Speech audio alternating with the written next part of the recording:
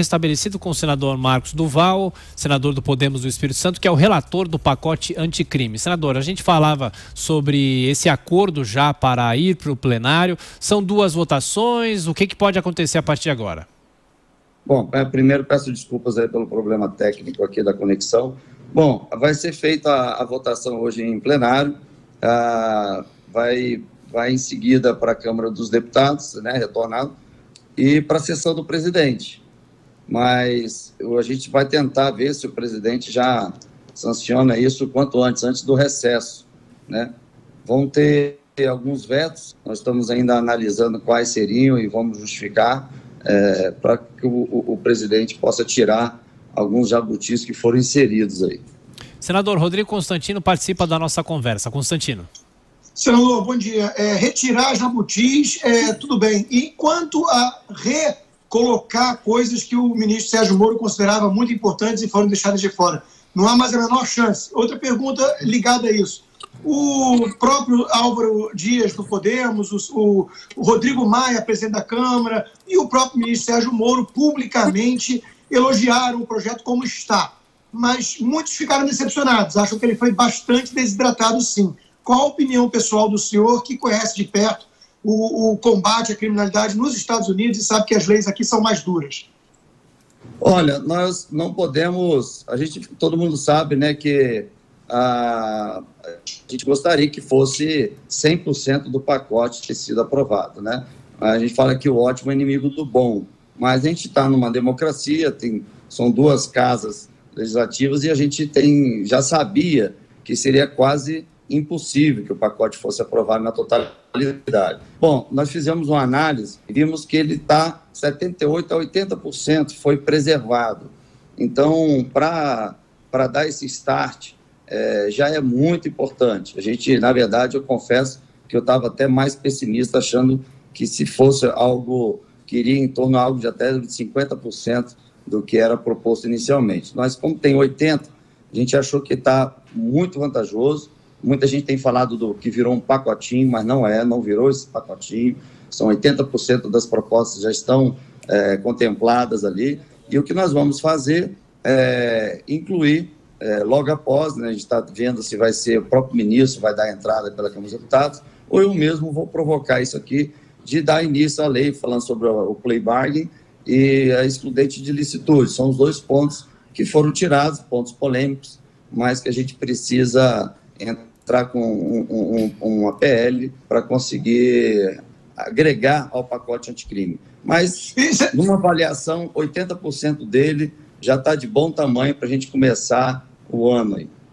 E, senador, você poderia explicar melhor para o ouvinte, o telespectador da PAN, a importância do plea bargain e do excludente de ilicitude e trazendo essa sua visão de quem conhece bem o funcionamento aí dessas questões que existem, por exemplo, nos Estados Unidos?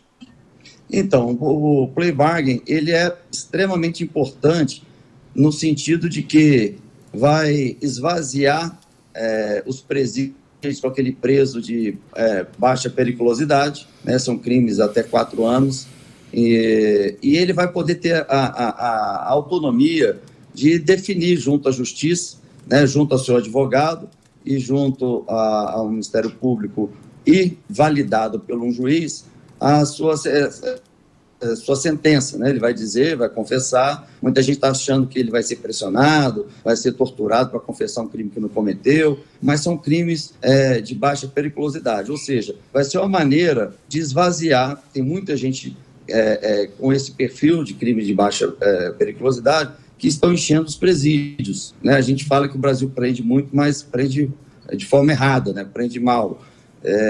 E aí, o próprio pacote, ele daria naturalmente um equilíbrio, iria dar essa opção, né, do próprio condenado confessar o seu crime, e o seu crime ser reduzido, e a justiça ser mais rápido, não esperar todo o processo, e às vezes ele fica preso esperando todo o processo tramitando. Quer dizer, vamos liberar vagas para então colocar os colarinhos brancos, os corruptos, para ocupar essas vagas. Então, o pacote dá esse equilíbrio e o plea bargain é muito importante para isso, para dar agilidade na justiça né, e fazer com que os pequenos crimes não ocupam as vagas e ficam aí com essa sensação de que só o pobre que acaba pagando pelos crimes. Bom, referente a estudante de licitude, está acontecendo um erro muito grande e grave na sociedade, uma falta de informação muito grande. Muita gente está achando que seria uma carta branca, né, uma autorização para a polícia matar. Isso não tem absolutamente nada a ver. O que aconteceria?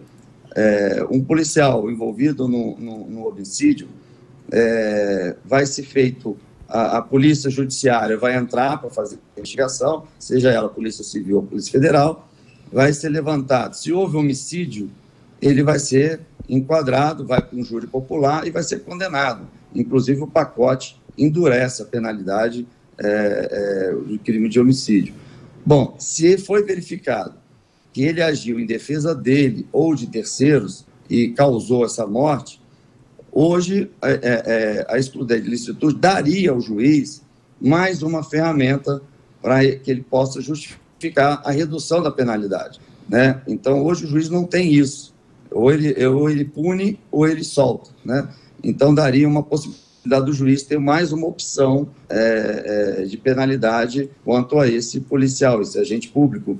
Então, nós tivemos agora, recentemente, o resultado da perícia e da investigação no caso do policial militar que matou aquela menina no Rio de Janeiro, com um tiro onde ela estava dentro do veículo lá da Kombi, e foi verificado que não foi em legítima defesa nem dele e nem de terceiros.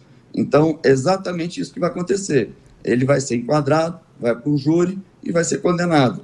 Então, o excludente de licitude não é uma carta branca e uma autorização para a polícia matar. E outro, o que aconteceu em São Paulo, nós não podemos colocar isso como regra. A exceção não é a regra. Eu fiz mais ou menos um cálculo para poder entender quantas abordagens a polícia militar está fazendo por mês. Eu calculei mais ou menos 250 mil policiais militares no Brasil, foi mais ou menos a estimativa que eu levantei dentro da página do Ministério da Justiça. Peguei mais ou menos, se a gente colocar que são 2 policiais que trabalham juntos por dia, num plantão de 24 horas, vamos botar que mesmo assim a metade está na área administrativa, não está na área operacional. Eu fiz mais ou menos um cálculo de 3 abordagens por dia, que é pouco. Para quem faz um plantão, pode fazer até 50 abordagens por dia. Eu botei apenas 3. E multiplicando isso, cheguei ao número de 7 milhões de abordagens policiais por mês.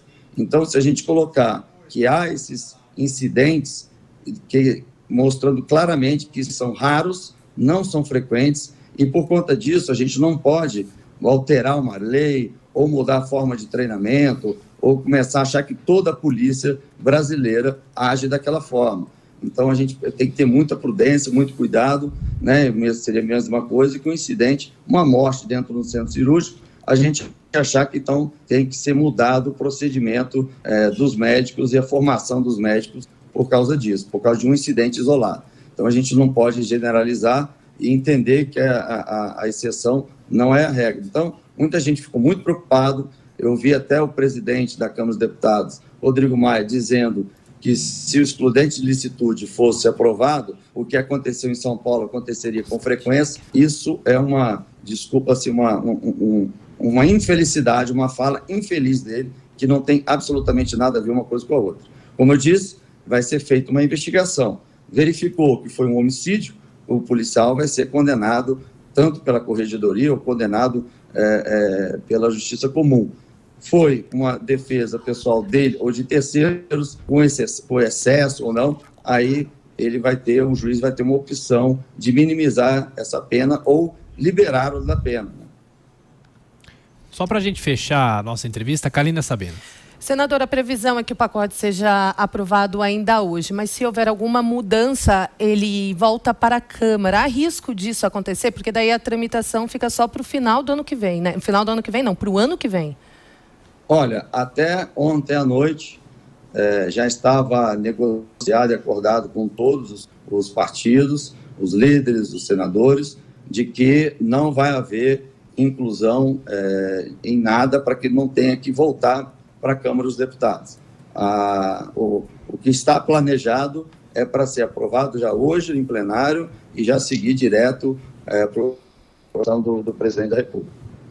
Senador Marcos Duval, aliás, eu vou aproveitar e fazer mais uma pergunta para o senhor, aproveitando aqui, já que a Jovem Pan está apoiando a prisão após a condenação em segunda instância. O senhor acha que a tramitação acaba hoje, vai passar pelo plenário ou não vai? Como é que o senhor acha que essa tramitação vai se dar no Senado? E também tem toda a questão com a Câmara, porque alguns senadores criticam o que está sendo discutido na Câmara, dizendo que no caso da Câmara é uma tramitação que pode não dar muito resultado, o Supremo pode questionar essa tramitação. Como é que se dá isso no Senado nesse fim de ano, senador?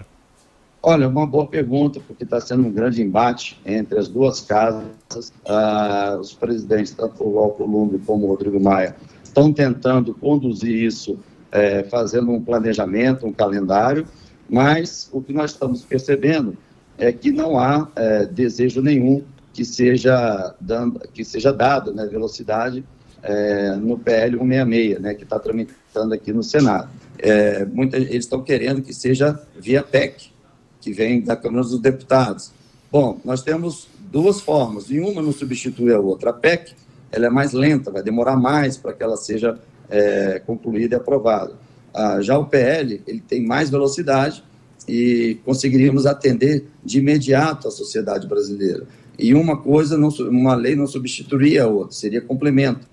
Então, a gente não está entendendo e questionando bastante o Davi Alcolumbre porque ele não está dando prioridade ao PL aqui, que está dando início. Ontem, até a própria senadora Simone Tebet foi muito corajosa de colocar em pauta, e por conta também que nós fizemos um abaixo-assinado, mais de 43 senadores pedindo isso, né, que seja pautado e que seja também hoje colocado hoje no plenário, mas a gente está percebendo que tanto o Davi Alcolumbre como o Rodrigo Maia não querem que seja feita o PL via o PL 166. Então, isso nos entristece, nos deixa assim, desmotivado, mas não vamos deixar de lutar e brigar, porque a sociedade está desejando isso e a gente é um representante da sociedade. Temos que fazer o que a sociedade deseja e a gente está tentando aqui de todas as formas. Mas a gente percebe que ainda há muito poder sobre o presidente do Senado e da Câmara dos Deputados.